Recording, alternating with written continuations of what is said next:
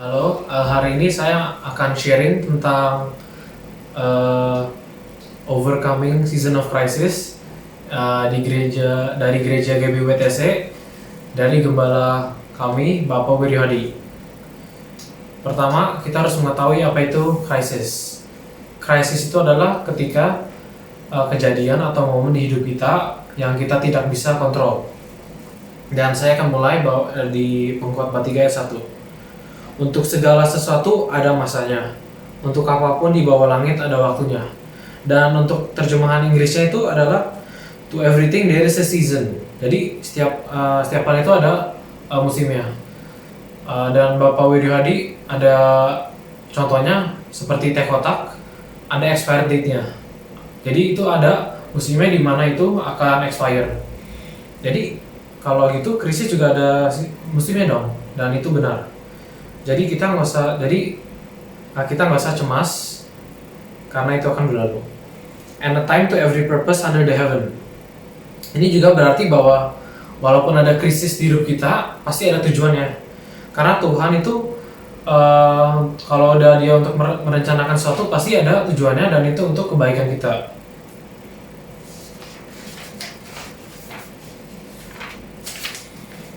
Kita juga harus mengetahui bahwa di hidup kita itu tidak ada yang permanen di muka bumi kecuali Allah dan firman-Nya.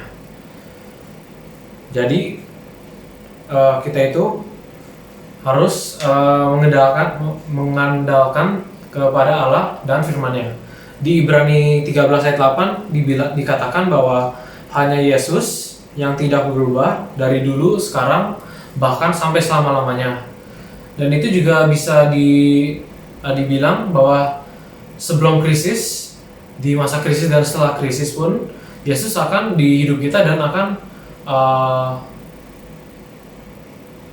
menguatkan kita. Dan musim itu kita harus juga mengerti bahwa itu selalu berganti dan sementara. Artinya di masa COVID ini, di musim COVID ini, ada harapan karena akan berlalu dan akan berganti. Kita juga harus tahu bahwa kita jangan memberikan respon yang permanen. Contohnya, ketika di masa-masa krisis kita lupa ada yang permanen, yaitu Allah dan firman-Nya. Jadi kita kalau kekurangan keuangan, makanan, dan tempat tinggal, akhirnya kita depresi, stres, dan akhirnya bunuh diri. Itu bukan respon yang benar karena kita lupa bahwa ada yang permanen. Jim Brown berkata bahwa life is like the changing of seasons.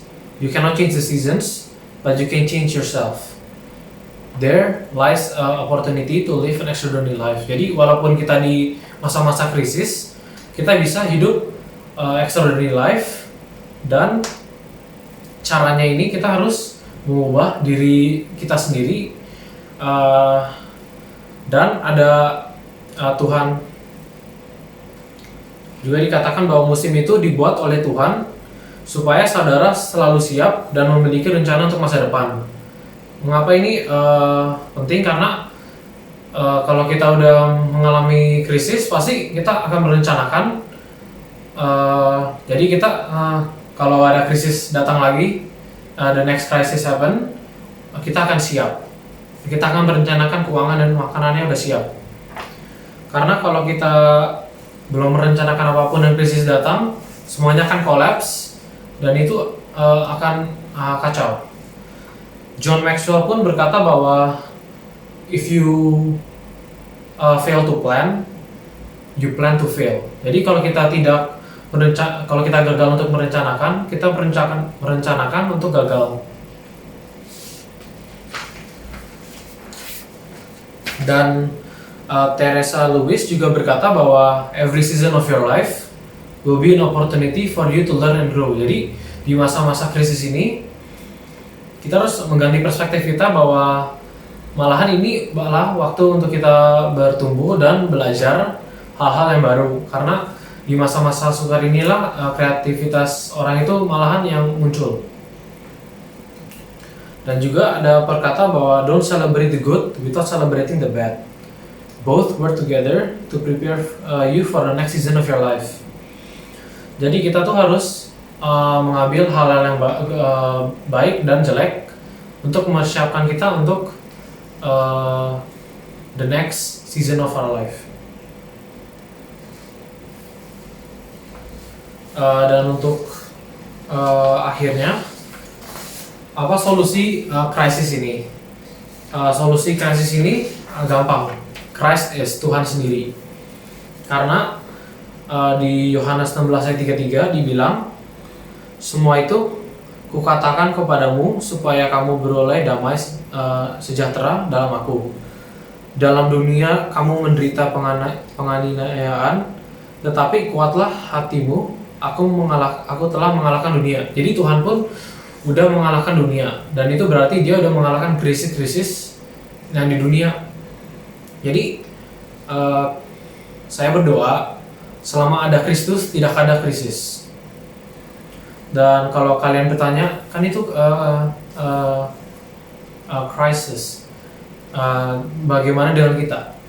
Jangan cemas, karena dalam 1 Yohanes 5 ayat 4-5 dibilang, inilah kemenangan yang mengalahkan dunia, iman kita. Jadi kalau dengan iman kita juga bisa mengalahkan krisis. Jadi kalau kita berjalan dengan Kristus dan menaruh Jesus in our heart, pasti kita akan mengalahkan semua krisis di hidup kita. Terima kasih.